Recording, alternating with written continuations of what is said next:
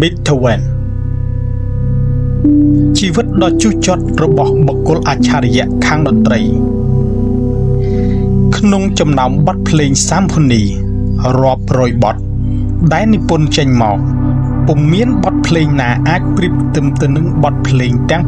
9ដែល Beethoven បាននិពន្ធនោះឡើយក្រៅពីទំនុកភ្លេងដែលកន្ត្រាក់អារម្មណ៍ហើយនោះ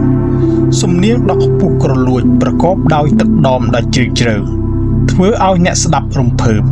រំជើបរំជួលស្មានមិនត្រូវទើបសាមផានីរបស់ Beethoven មានតែក្តីឈឺចាប់និងក្តីសុខមនោរម្យតាមបែបជាពុទ្ធជនធម្មតានេះហើយជាហេតុផលដែលធ្វើឲ្យមានមនុស្សជាច្រើនចាប់អារម្មណ៍ភ្លាមទៅលើបទភ្លេងសាមផានីរបស់ Beethoven អារម្មណ៍ច្រើនជាងអ្នកនិពន្ធដទៃទៀត Ludwig van Beethoven កើតនៅក្នុងសង្កាត់ Ray ក្រុង Bonn ប្រទេសអាល្លឺម៉ង់ឪពុកឈ្មោះ Johann van Beethoven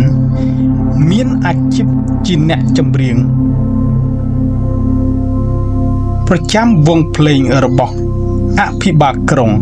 ម្ដាយ Maria Magdalena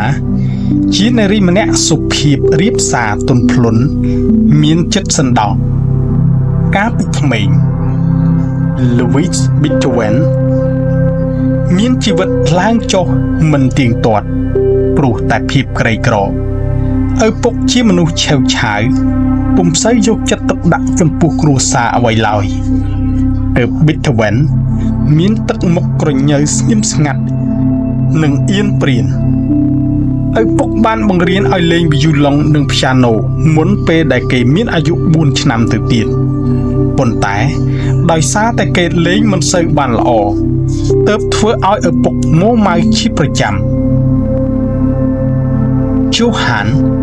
មានក្តីស្រមៃចង់ឲ្យកូនរបស់ខ្លួនក្លាយជាអ្នកមានសមត្ថភាពខ្ពស់និងមានកេរ្តិ៍ឈ្មោះល្បីល្បាញដូចជា Mozart ទើបគាត់ដាក់កំហុសឲ្យកូនប្រុសខំប្រឹងវឹកហាត់យ៉ាងតឹងរឹងបំផុតតែបើទោះបីជាយ៉ាងណាក្តីភាពអច្ឆរិយៈខាងតន្ត្រីរបស់កូននៅតែមិនទាន់លេចចេញជារូបរាងអ្វីឡើយលើពីនេះឪពុកថែមទាំងបង្ខំឲ្យគេរៀនអ័រកនិងក្លាវីយេថែមទៀតហើយទោះបីជាកណ្ដាលយុគអតិក៏ដោយក៏ជូហាននៅតែដាស់កូនឲ្យក្រោកទន្ទិញណោតភ្លេងនិងលេងក្លាវីយេឲ្យស្ដាប់បើទោះបីជា Beethoven ងងុយដេករហូតដល់បើកភ្នែកមិនរួចក៏ដោយសារតែការព្យាយាមរបស់ឪពុកទើបពេលក្រោយមក Beethoven ក៏ចាប់ផ្ដើមមានចិត្តស្រឡាញ់តន្ត្រីបន្តិចម្ដងភ្លេងដែលឪពុកបញ្ជាឲ្យលេងទាំងបង្ខំចិត្តតែបែរជាពេញចិត្តនឹងលេងទៅវិញហើយគេក៏ចាប់ផ្ដើមហាត់លេងវីយូឡុងនិងអ័រកយ៉ាងពិតប្រាកដរហូតមានសមត្ថភាពអាចចេញសម្ដែងបានទៀតផង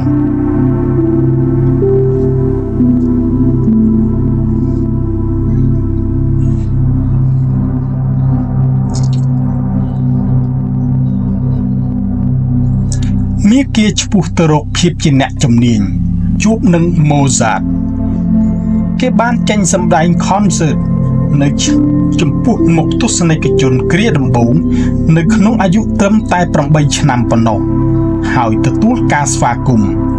ដោយស្នូទះដៃយ៉ាងគងរំពងពីសំណាក់ទស្សនិកជនធ្វើឲ្យឪពុកពេញចិត្តជាខ្លាំងបន្ទាប់ពីពេលនោះមក Beethoven ក៏ចូលរៀននៅសាលាតន្ត្រីប្រមាណ3ឆ្នាំរហូតដល់គេអាចលេងបទភ្លេងដែលពិបាករបស់កម្ពុជាតន្ត្រីករល្បីៗបានជាច្រើនបទទៀតផងគេបានចូលលេងវីយូឡុងនិងព្យ៉ាណូប្រចាំនៅវង់របស់ចៅហ្វាយក្រុងហើយក៏បានឡើងធ្វើជាប្រធានក្រុមវង់តន្ត្រី Chap Orchestra នៅពេលក្រោយមកមនុស្សគ្រប់គ្នាសុទ្ធតែទទួលស្គាល់ពីសមត្ថភាពនិងទេពកោសល្យរបស់គេក្រោយពីប្រមាលឃើញនៅអនាគតដ៏វែងឆ្ងាយរបស់គេដូច្នេះចៅហ្វាយក្រុងក៏បានជួយជ្រោមជ្រែងឲ្យ Beethoven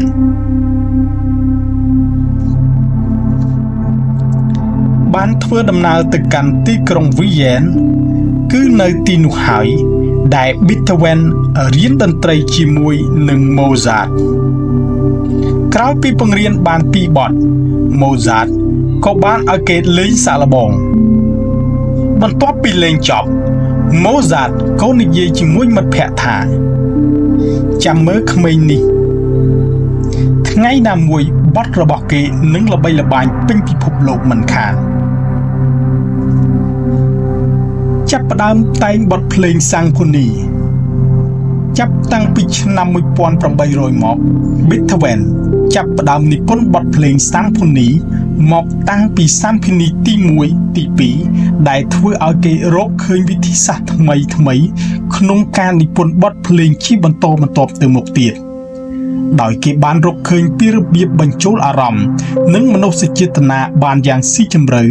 រួមទាំងទំនុកបទភ្លេងក៏អាចកែច្នៃបានយ៉ាងពិរោះរណ្ដំជាទីបំផុតកាលពីដំបូង Beethoven ត្រូវគេរិះគន់ជាច្រើនប្រការតែគេនៅតែខិតខំទៅតាមក្តីប្រាថ្នារបស់ខ្លួនរហូតដល់ទីបំផុតមនុស្សភាគច្រើនក៏ងាកមកនិយមចូលចិត្តលើបទភ្លេងរបស់គេដោយខ្លួនឯងនៅពេលដែលគេមានអាយុត្រឹមតែ31ឆ្នាំប៉ុណ្ណោះរោងពុម្ពជាច្រើនបាននាំគ្នាដណ្ដើមទិញបទភ្លេងរបស់គេដើម្បីយកទៅបោះពុម្ពលក់នៅលើទីផ្សារដោយគេគិតថាជាបទភ្លេងបែបថ្មីប្លែកពីមុនដើរសម្ដែងនៅទីក្រុង Riel Beethoven បានដើរលេងភ្លេងនៅតាមទីកន្លែងផ្សេងទូទាំងក្រុង Riel រហូតដល់ថ្វីដៃលេងព្យ៉ាណូរបស់គេត្រូវបានគេទទួលស្គាល់ពីពេញទីក្រុងមានត្រកូលអភិជនជាច្រើនបានទិញបទភ្លេងរបស់គេយកទៅលេងនៅក្នុងរាជវាំងព្រះអង្គម្ចាស់និងម្ចាស់ក្សត្រី Lichnowsky បានអញ្ជើញគេឲ្យទៅលេងនៅក្នុងព្រះបរមរាជវាំងហើយទ្រង់បានឧបត្ថម្ភផ្នែកថវិកានិងផ្នែកផ្សេងផងដែរនៅឆ្នាំ1795 Beethoven បាននិពន្ធបទភ្លេងថ្មីទៀតប្រភេទបទភ្លេងព្យ៉ាណូ Concerto ឬ Concerto ដែលមានទំនុកយ៉ាងរស់រវើកទៅតាមបែបបទរបស់ខ្លួនឯងនិងទទួលបានការគាំទ្រយ៉ាងល្អបន្ទាប់ពីនោះមកបទភ្លេងទាំងឡាយក៏អណ្ដែតចេញមកតាមរយៈចុងបការបស់គេប្រកបដោយថាមពលពុះពៀនិងសកម្មបំផុត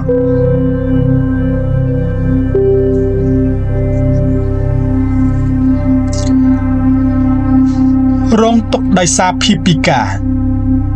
នៅខណៈពេលដែលខ្លួនមានកេរ្តិ៍ឈ្មោះល្បីល្បាញហើយសុបិនអាក្រក់ក៏ចូលមកយាយីជីវិតរបស់គេយ៉ាងស្ងៀមស្ងាត់ត្រចៀកដាច់ឈឺហើមកាលពី3ឆ្នាំមុនបានក៏ក្រើកកាន់តែខ្លាំងហើយទីបំផុតទៅបានคล้ายទៅជាជំងឺថ្លង់ដែលស្ដាប់អីលែងឮតែម្ដងគ្រូពេទ្យបានណែនាំឲ្យគេទៅសម្រាកលំហែនៅតាមទីជនបទឯជីក្រុងហើយគេក៏ជ្រើសរើសចេញទៅរស់នៅស្រុក Zeliskasta ដែលមិនសូវជាឆ្ងាយពីទីក្រុង Riel ប៉ុន្មានទេគេត្រូវប្រឈមមុខនឹងសភាពស្ងាត់ជ្រងំគួរឲ្យព្រឺព្រួចដែលចាត់ទុកថាជាសំណាងអាក្រក់បំផុតសម្រាប់តន្ត្រីករដែលពុំអាចស្ដាប់សូរតន្ត្រីបានដូចនេះតែទីបំផុតគេក៏តាំងចិត្តថានឹងមិនព្រមចុះចាញ់នឹងជោគវាសនានេះដាច់ខាត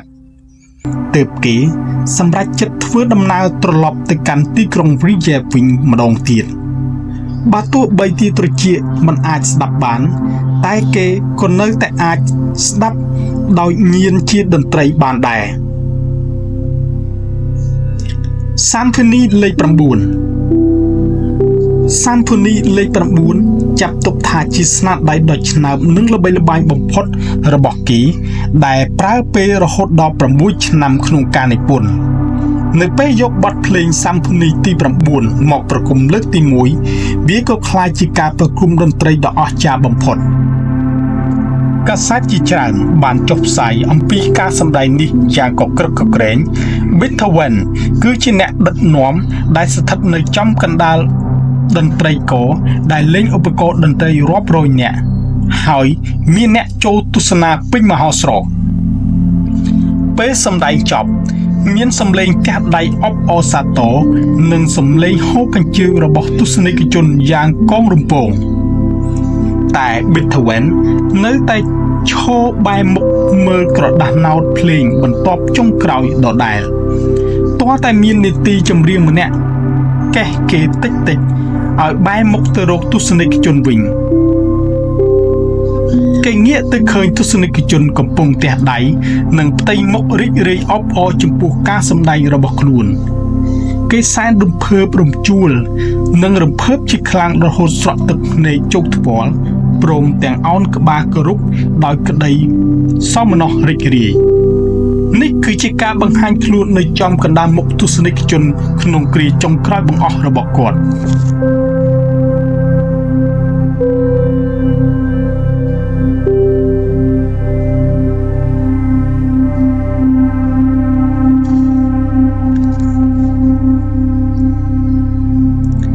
អត្តចរិតចម្លែកនិងអារម្មណ៍ឆាប់ប្រែប្រួល Beethoven មិនដែលឲ្យអ្នកណាម្នាក់ចូលទៅប៉ះពាល់របស់របរក្នុងបន្ទប់របស់ខ្លួនទេបន្ទប់របស់គេរញ៉េរញ៉ៃគ្មានសណ្ដាប់ធ្នាប់អ្វីឡើយគប់ទៅលើអ្នកបម្រើគេមានចរិតការចងៀងចងាំងអាកប្បកិរិយាមិននឹងណោស្លៀកពាក់រយេរយាទទួលទានមិនទៀងពេលអហល់ភ្លេចពេលណាត់ជាប្រចាំមិនសូវចេះក្រែងចិត្តអ្នកដទៃឡើយក្នុងកំឡុងពេលស្នាក់នៅក្នុងវាំងពេលណាដែលគេកំពុងលេងព្យ៉ាណូបើមានអ្នកណាជជែកគ្នាឬសើចលេងក្អេកក្អាកគេនឹងទៅជាមួយមួម៉ៅហើយឈប់លេងភ្លាមមួយរំពេចប៉ុន្តែគេពុំប្រកាន់អំពីរឿងទេព្រោះគេស្ងោចសរសើរទៅលើភាពអច្ឆរិយៈខាងតន្ត្រីរបស់ Beethoven ប៉ុណ្ណោះ